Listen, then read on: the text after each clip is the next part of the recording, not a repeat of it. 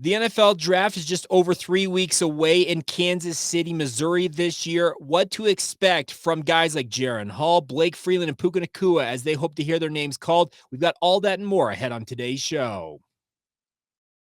You are Locked On Cougars, your daily podcast on the BYU Cougars, part of the Locked On Podcast Network. Your team every day.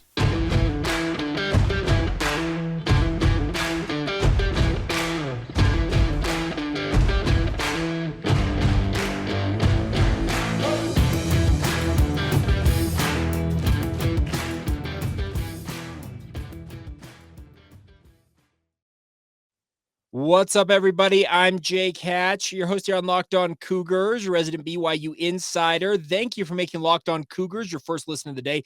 Always appreciate you guys making it a part of your routine, no matter when you listen and or watch it. We're very proud to be part of the Locked On Podcast Network. Of course, the motto is your team every day, and as such, we are your only daily podcast focused on the BYU Cougars. I'm fond of saying this, but my goal here is simply stated is to make you guys the smartest BYU fans in the room by giving you all the intel that you guys can get in a nice 30-minute package at the very most, catching up on all the details when it comes to all things BYU. All right, diving right in on today's show. The NFL draft, as mentioned in the open, is just over 3 weeks away, and there are a number of guys hoping to hear their names called at that event. It's one of those things that every kid who grows up a fan of football and has aspirations of playing at the professional level, trust me, I had that dream. I dreamed I was going to be the next great tight end for the San Francisco 49ers growing up, but I'm never going to live that dream. But for guys like Jaren Hall, Blake Freeland, and Puka Nacua, they're expected to hear their names called coming up here towards the end of the month. But what is the latest when it comes to those guys? Well, a report came out yesterday via Jeremy Fowler of ESPN that Jaren Hall has had an individual workout with the Indianapolis Colts. Now, the Colts are picking fourth currently in the NFL draft. 1-2 currently are the Carolina Panthers and the Houston Texans, who are expected to pick in order either CJ Stroud or Bryce Young or vice versa. I think it'll go CJ Stroud, then Bryce Young. That leaves the Colts in a really weird spot because they're trying to find a franchise quarterback. I'm not saying by any means, and nobody really was out there, that Jaren Hall is being looked at seriously as a guy who's going to go in the first round of the NFL draft. What I read the report yesterday as was more of a thing when it comes to Jaren Hall and the Colts just doing their due diligence on all quarterbacks. There's an interesting situation out there because the Colts, if they don't feel like maybe a guy like Will Levis is the guy that they want at the number 4 spot, they could trade out of that spot, give it to another team who is more bullish on a guy like Levis or Anthony Richardson, for example, the top quarterbacks in this class, and move back in the draft. They may very well consider drafting a guy like Jaren Hall later on in the draft, where he's projected to go in the 5th or 6th round, and bring him on as a developmental player. The thing with Jaren Hall, and I'll say this once, I'll say it again, is that I have faith that he's going to go into any situation in the NFL with a positive mindset. He's got the skill set, it feels like, to adapt to everything that an NFL team will ask him to do. And the biggest thing that I think is going to be his chief strength, if you want to call it that, when it comes to the NFL, is just his maturity level. This is a guy who has proven himself to be a leader amongst his teammates. He has guys gravitate to him because he's a good teammate. He's a good guy to have in the locker room. And I know that the NFL is more cutthroat than college football. It's not necessarily all chummy, and it's not all the camaraderie and the brotherhood that we hear all the time about college football. But you need guys who are going to go in and just be good teammates. That's what Jaren Hall is going to be. But it was good to hear a guy like Jeremy Fowler, who is one of the foremost NFL insiders out there for ESPN, really an emerging media presence in his own right, say that the Indianapolis Colts are looking at Jaren Hall. Now, the Colts are doing their due diligence on all quarterbacks, and they're obviously looking at all options. But as I was thinking about this, could this be a situation, as I mentioned, if the Colts decide to trade out of that number 4 spot or even stick there and potentially grab a guy like Will Levis, could they do what the Washington Redskins, now Washington Commanders, did? I don't remember how many years ago it was, when they took RG3, speaking of Robert Griffin III, as well as Kirk Cousins. Now, we all know how that played out. Obviously, RG3 had a pretty devastating knee injury, tried to come back from too soon. It stunted his growth as an NFL quarterback. Meanwhile, Kirk Cousins developed into a premier starter. He's a top half of the league type starter. Obviously has had a good run most recently with the Minnesota Vikings. That is a situation I'm wondering if a team like Indianapolis goes for in this situation, where they go and get one of the quote-unquote first-round guys. They get an Anthony Richardson or a Will Levis based on the projections of where they sit at the number 4 spot. But then in the tail end of the draft, the 5th, 6th, maybe even early part of the 7th round, they say, hey, Jaren Hall, we want you to come in as well and work with our guys. Shane Steichen is a very highly thought of quarterback coach, a guy that worked with Jalen Hurts out there in Philadelphia. We have heard that Shane Steichen has compared Jaren Hall to Jalen Hurts. So that may be part of the intrigue on the Colts' part. Do I think that that's how it's going to play out? Not necessarily, but that's kind of the scenario I can envision it being. And I look forward to seeing what Jaren Hall and the opportunity he gets. I think he is going to be a guy that is going to impress folks once he gets there. There are some out there that don't think very highly of him. I was actually reading a thing. It comes from Jordan Reed of ESPN, where he did his top 15 quarterback rankings. And I was scrolling through, got to number 7, Jake Hayner's there, a guy that I thought I would take Jaren Hall over Jake Hayner myself. Then Tanner McKee at number 8. Okay, well, Jaren Hall is a guy who I would project is better than Tanner McKee. Well, they're still there. Stetson Bennett, the 2-time defending national champion quarterback at number 9. Okay, where's Jaren Hall on this list? Keep scrolling. Max Duggan at 11. Clayton Tune out of Houston at number 12. And then finally at number 13 of 15 here, from Jordan Reed, he's got Jaren Hall. It says since he took over in 2021, Hall was in full control of the BYU offense, displaying plenty of arm strength and improved accuracy.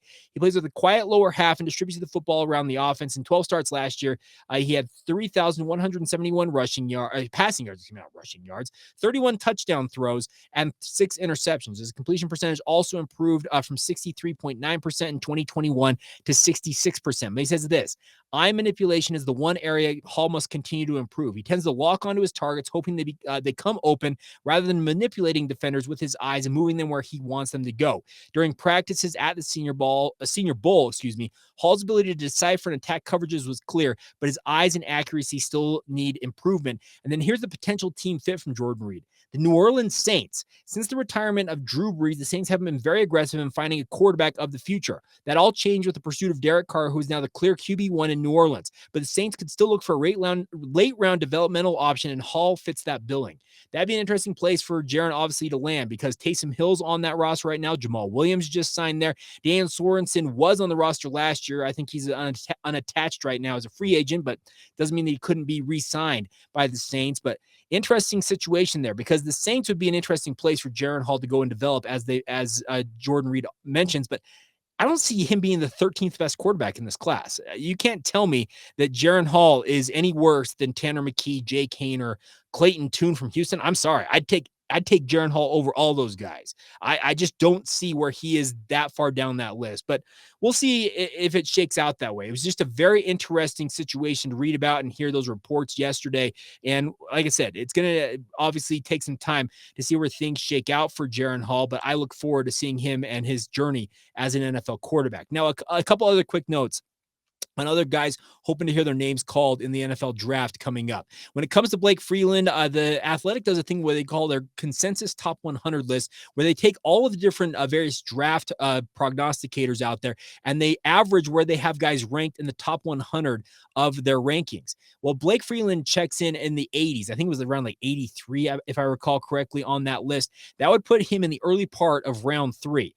I'm convinced that just based on the measurables, if a team really thinks that what Blake Freeland has in his back pocket in terms of his measurables, his athleticism, and the fact that he's only played offensive line for all of 4 years now, I think he could find himself very easily in the second round. That's just my personal projection. I have also heard from some people talking with them, as they're more in the know when it comes to the NFL draft, that based on what Caleb Hayes did at the BYU Pro Day, he has firmly put himself on that radar of being a late round pick. Most obviously going to be a 7th round pick I think it comes to fruition, but Caleb Hayes has firmly put himself on the list of NFL draft hopefuls from BYU. I still think it's going to be Jaren Hall, Puka Nacua, and Blake Freeland. I think are all guaranteed picks in this upcoming draft, but they could have a fourth guy in Caleb Hayes, because similar to Blake Freeland, when you have size, speed, and size, speed, and athleticism combos, like a guy like Caleb Hayes showed at BYU's Pro Day, NFL teams are going to be intrigued by that, and he could find himself getting a late round flyer from an NFL franchise. So very interesting stuff, just over 3 weeks away. We'll continue to check in on this from time to time on the show. We're also going to check in on something we're going to talk about next from time to time. I hit it heavy when it was really kind of raging out there in the headlines. It's calmed down a little bit, but some latest intel when it comes to the Big 12 versus Pac-12 debate. There's one good thing, according to a report from Dennis Dodd, about why you should be happy as a BYU fan to be in the Big 12, and we will get to that in just a moment. First, a word on our friends over at FanDuel. Of course, FanDuel's been working with us for a few months now. The NBA playoffs are almost here. Now is the perfect time to download FanDuel. It's America's #1 sportsbook, because new customers are getting what they call a no-sweat first bet of up to $1,000. That is bonus bets back if your first bet does not win. Just download the FanDuel Sportsbook app. It's safe, secure, and super easy to use. Then you can bet on everything from the money line to point scores and threes drained. That's why exclusive bets to FanDuel, like a 2x3. It's 2 3-pointers made in the first 3 minutes of any given game. You can get the money line, spreads, player points, assists, rebounds. No matter what you're looking for, FanDuel's got the options for you. The best part is FanDuel even lets you combine your bets for a chance at a bigger payout with a same-game parlay if you're interested in such things. So don't miss out on the chance to get your no-sweat first bet of up to $1,000 in bonus bets back when you go to FanDuel.com/locked-on today. That's FanDuel.com/locked-on to learn more now. Make every moment more with FanDuel, an official sports betting partner of the NBA. Thank you once again for making Locked On Cougars your first listen of the day, my friends. I hope you guys will consider checking out Locked On College Basketball.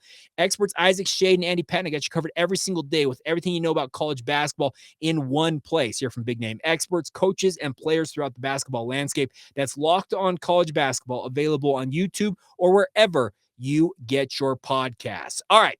So obviously the Big 12 and the Pac-12 continue to have their tiff. It feels like it's calmed down quite a bit. The headlines aren't raging seemingly on a daily basis, but Dennis Dodd has stayed on the grind with this. And I got to give him credit for this. And he had a conversation with Jim Williams, a guy that we actually had on my radio station, the KSL Sports Zone, to talk about what's going on with regards to the Pac-12 media rights. And there's one particular tidbit from this latest article from Dennis Dodd that I picked up on and thought it was very notable, because the quote here is, this is from Jim Williams to Dennis Dodd from CBS Sports. "I'm at an absolute loss how NBC, CBS, ESPN, ABC, or Fox gets the Pac-12 to 50% distribution on linear TV. He adds that, "I don't know how anybody could sit there and assure you that we're going to have that much on linear. I just don't see how they get there."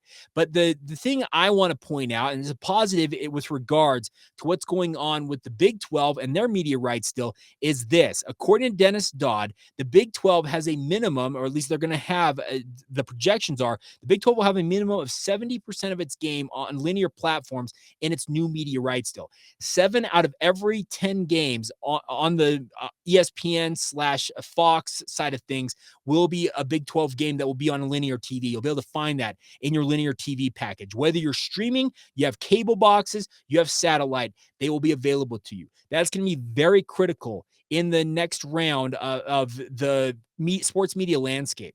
Linear TV still rules, my friends, and sports on TV is the single most valuable entity out there. We know that the NFL dominates everything. I think wasn't it like 90 of the top 100 rated shows over the last year annually for the last 5 or 6 years have been NFL broadcasts. So that means that football is still king, and college football plays in a role in that, obviously. A good college football game, a high-level college football game, easily outdraws an NBA game on a linear network like ESPN on a pretty regular basis. I'm not saying that every college football game does that, but a high-level football game, let's say like an Oklahoma BYU, for example, they'll be coming up in November. That very easily head-to-head with an NBA game could outdraw them on linear networks. But it's a boon to think that BYU is going to be a part of a Big 12 that is going to have, like I said, 70% distribution on linear networks. The Big 12 and Brett Yormark were very, very smart about taking their rights back to market as early as they did. I remember there were so many people saying that, why are they doing this? They're begging for scraps. Well, guess what? it sure looks much more positive right now as things continue to progress here for the Pac-12, where they just don't seemingly have a deal coming at any point in the relatively near future. Now, I'm not going to bemoan this too much because I've talked about this a lot on the podcast and got some feedback from you guys that you were getting a little tired of it. So I laid off of it a little bit. But the biggest thing is I would expect that BYU is going to have the vast majority of their games still on linear networks. But also, let me also add this. Get used to the Big 12 on ESPN Plus. There are going to be games of BYU's, most notably basketball and other quote unquote Olympic sports. We're talking the other sports out there, women's volleyball, soccer, that type of stuff. Get used to streaming that stuff. BYU TV will still be involved to the level, the way I understand it, that BYU TV will produce these games for the Big 12, but they will not be distributed as heavily on BYU TV. They'll actually almost be exclusively on ESPN Plus. You can still expect BYU TV personalities, Dave McCann, Blaine Fowler, Jerem Jordan, Spencer Linton, all those folks down there who do an incredible job, and all the people who work behind the scenes as well. They'll still be heavily involved in the production side of things, but it just will not be on BYU TV, at least to the level we have gotten used to as BYU fans over the past decade plus, when BYU was a football independent and the West Coast Conference was looking for any and all exposure they could possibly muster. So I would encourage you, if you have not done so already, get ESPN Plus, get familiar with it and how to work it. And if you just want some extra incentive with it, the Disney Plus bundle that you can get with it, for my money, I stream. I've got multiple streaming services. I'm one of those cord cutters who has got a pretty hefty bill when it comes to my cord cutting. But the ESPN, Disney Plus, and Hulu bundle for the money, I'm not sure you can beat it out there on the open market when it comes to streaming. So just a little tidbit. Linear TV is still going to be important. So you'll want to keep your cable package, or if you're like me, I use YouTube TV, whatever you want to use, Fubo, or what are the other ones? Sling TV, etc. I would encourage you guys to keep those in mind. Have that available to you, because still the majority of the Big 12's football games will be on linear TV. But also, if you're a Cougar fan who loves to watch other sports, like I said, basketball and essentially every other what I call them Olympic sports. I know it's not the perfect analogy, but you know what I'm talking about. The other sports in BYU's athletic department, if you want to watch them, get very familiar with ESPN Plus and anticipate the vast majority of your BYU sports watching in those realms will be part of that streaming platform going forward here. But it's good to hear that the Big 12 is set up for the future, and the vast majority, 70+% of their TV distribution will be linear TV for football games in particular. And that should warm your heart as a BYU fan. The Pac-12 out there, where they don't think they're going to get to 50% linear TV, that's just putting yourself in a bad spot, because you're just overall how am I trying to say this? Your overall cachet and your overall just I don't even know how to describe. I'm at a loss for words on it, but you guys know what I'm talking about. You guys know what I'm talking about. You're smart enough to figure it out. They need linear TV distribution to keep themselves relevant. The island of relevancy. The Big 12, just based on the projections right now, is going to be far more in the public eye than the Pac-12 will be, but that could change if the Pac-12 pulls a rabbit out of their hat. But man, the more we hear of these stories, it sure looks like it is going to be a long shot for the Pac-12 to actually get that done. All right. We will transition now and talk a little more BYU football before we go on today's show. We look back at a big game in BYU's 2015 season, but also one of the more frustrating and just one of those games that you tear your hair out, because BYU had an opportunity to knock off a top 10 team and continue what it was a pretty good start to the 2015 season. BYU was nationally ranked in their own right as they made the trip to Westwood to face off against UCLA in the Rose Bowl. We'll talk about what happened in that game, as well as a couple other notes when it comes to BYU sports, coming up in just a moment.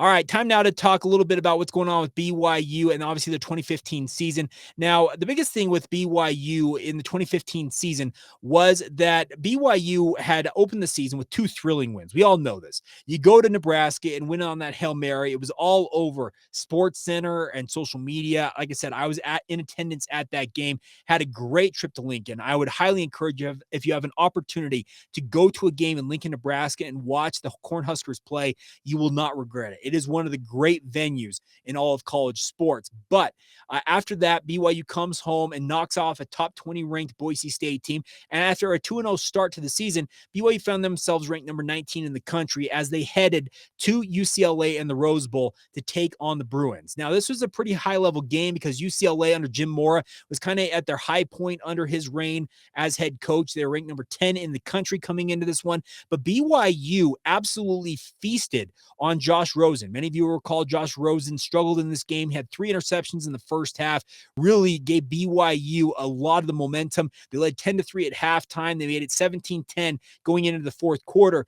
But that's when the Paul Perkins showed up for UCLA. Paul Perkins rushed for 219 yards in this game. And BYU's defense, if you guys recall this game, just wilted down the stretch. And I can't blame him. When a guy is going to run for that many yards on you, it is going to beat up your defense. And BYU was unable to get critical stops when they needed them. Nate Starks, if I recall correctly, was the one that punched in the ultimate, the go-ahead touchdown for UCLA with 3:25 to go in this game. And BYU got the ball back, but just could not find an answer to get themselves into field goal range with Tanner Mangum at the helm of the offense and fell 24-23. This is one of the more frustrating games thinking back on it because I remember watching this game. It was a late night. Tanner Mangum completed 30 of 47 passes for 244 yards, 1 touchdown, 1 interception. Adam Hine had himself actually a really nice rushing game as well, opposite of Paul Perkins. He ran for 149 yards and a touchdown, but in many ways, this felt like a game that BYU should have just grinded out for a win. But unfortunately, the grinded out for a win was UCLA because, like I said, they kind of loaded up the Paul Perkins train and just absolutely steamrolled their way to a grinding win and carved it out. They got to 3-0 while BYU fell to 2-1. And that brought up the next game for BYU, which, man, I'm not sure any single game got under the skin more of BYU fans when it came to the Bronco Mendenhall's way of coaching and the way he operated in his lead up to games than the game we're going to talk about on tomorrow's show. It's the Michigan game. Many of you will recall this. After going to UCLA, BYU had a quick trip the very next week to go to the Big House to face off against the Wolverines. It was a really kind of star-studded start to the season. You made a trip to Nebraska. You came home to face Boise State. You made a trip to the Rose Bowl, and now you're going to the Big House. You, in 4 weeks' time in the 2015 season, BYU played in 3 of the most storied venues in all of college football. But that Michigan game that we will talk about on tomorrow's show, absolutely, I still feel like sticks in the craw of most Cougar fans when they think of their memories of Bronco Mendenhall. And like I said, we'll talk about that one on tomorrow's podcast. A couple other notes real quick is congratulations to Wally Thane from the BYU men's tennis program. He has found himself a national ranking in college tennis. Now, I didn't know that this could happen. I will freely say this. I am not all things to all people, but he is ranked 123rd in the country in singles tennis. I did not know that rankings for singles tennis in college tennis could go to the 120s somewhere in there. But congratulations all the same to Wally Thane. Really cool to see him getting an individual ranking. And also congratulations to, I got to pull this up, Capono Brown from the BYU men's volleyball program. He was named Off the Blocks National Opposite of the Week after leading BYU to 2 wins over USC last week. He finished with 38 kills across those 2 matches. It is his first weekly national recognition from Off the Block in his career, and it's BYU's 3rd of the season, with Tion Taylor having won Middle Attacker of the Week twice earlier this season. So congratulations to Capono Brown. Really good showing for him, and obviously great individual award being handed out to him. So there you go. You are up to speed on everything going on in BYU sports that I could muster here on this Wednesday. Coming up on tomorrow's show, like I said, we'll talk about that Michigan game, what happened in it, and why it drew so much ire from BYU fans. I think most of you know why, but we'll talk about it all the same. And also tomorrow on the show, Eddie Heckard. I apologize. Eddie Heckard's coming up on Friday's edition of the podcast. I apologize. Tomorrow is a mailbag edition of the show. It's Thursday. So if you guys have your questions, please submit them via social media. You can drop us an email, lockedonbyu@gmail.com. You can get your questions in now. And like I said, Friday, I guess I'll give an early tease on this. Eddie Heckard, BYU cornerback, had a great chance to speak with him, the transfer from Weber State, a guy who's expected to take on a huge role in BYU's defense this coming fall. We'll catch up with him on Fridays, but tomorrow, a mailbag edition of the podcast, as well as anything else that comes out with regards to BYU sports, and also a look back at that just man, what a disappointing loss to the Michigan Wolverines. We got that all coming up on a Thursday edition of the podcast. All right, so there you go. You are caught up to speed on everything in BYU sports. Thank you once again for making us your first listen of the day. One other quick note before we go on today's show. I'm not sponsored by Doug Smith Kia, but I got to give a shout out to Lynn over there at Doug Smith Kia. They helped me get into a new ride yesterday. I've been looking around for the last little bit. I've had my Chevy that I have driven for almost 9 years now. My car that I had actually predates my marriage to my wife. I have had it for so long. I have driven it here, there, and everywhere. It's been an absolute machine, but it was time to upgrade.